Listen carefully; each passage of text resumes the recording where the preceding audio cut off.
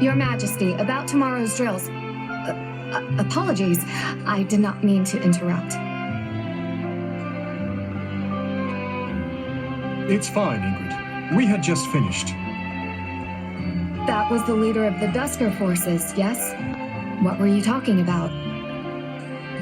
We were discussing various tactics and formations. We must be aligned if we're to fight together. The way Dusker soldiers operate is quite different from our knights. I must also be mindful of how I deploy them to avoid undue conflict. Yes, I hear there have already been a number of small quarrels in the encampment. It's not a problem easily solved. I'm sure each side finds it difficult to adjust to the other. And you, Ingrid, do you still hate the people of Dusker? I no longer have reason to hold on to that hate. Yes, a few of them were involved in the tragedy, but I cannot blame the rest for that. There were many other forces at work. I understand that now. Yet I used to focus all my negative feelings on the people of Dusker, and for that I am ashamed. In a way, I now find myself scared of interacting with them at all. You needn't blame yourself. The fault lies with me for not speaking to you about it more 6 years ago. I hesitated because I didn't wish to confuse the matter, not knowing the full truth of it. But you were forced to grapple with many painful feelings as a result. Clearly, my priorities were not in order. You had enough to deal with 6 years ago. So many knights were expelled from the castle, and almost none but Lord Rodrigue would set foot in the capital.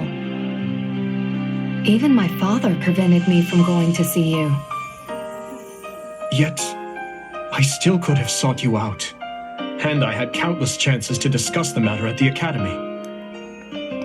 I do not think I would have taken it well even if you had.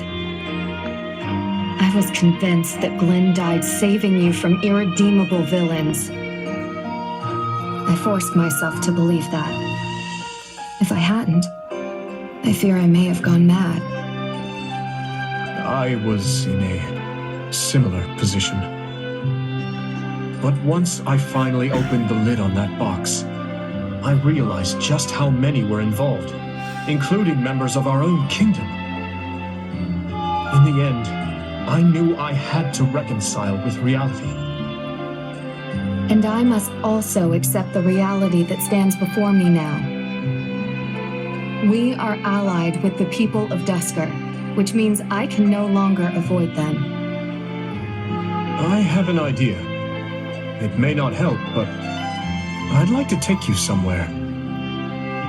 The father of that man I was speaking with earlier opened an inn last year, and it's not far.